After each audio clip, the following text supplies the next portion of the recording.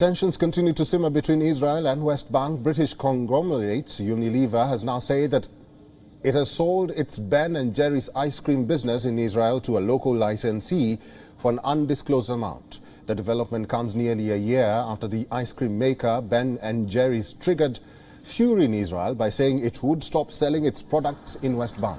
Unilever, which is a British multinational consumer goods company, bought the American company Ben & Jerry's in the year 2000. Under the new agreement, Ben & Jerry's independent board has the sole right to make decisions about social issues, while Unilever is responsible for the financial and operational decisions. The British conglomerate's decision to sell off its business in Israel is a culmination of an 11-month pressure campaign over its plan to wind up its business in the West Bank. It was part of the international boycott and sanctions movement that seeks to isolate Israel over its treatment of the Palestinians. Supporters of the last year's decision saw it as a boost for the long-running international campaign against the West Bank occupation.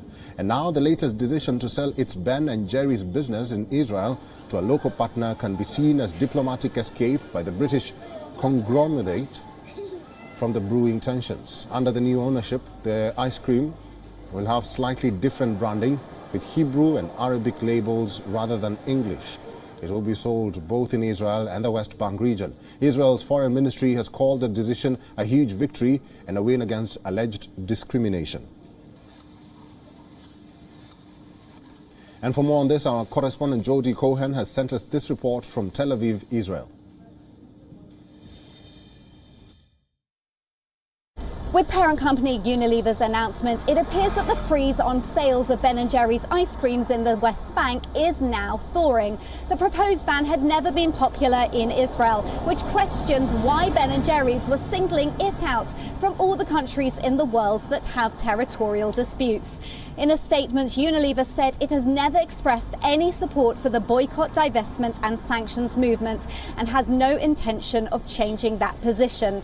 Interim Prime Minister Yair Lapid welcomed the decision and called it a victory for advancing partnership, conversation and an ongoing struggle against discrimination and hate. This is Jody Cohen for WION World is One. WION is now available in your country. Download the app now and get all the news on the move.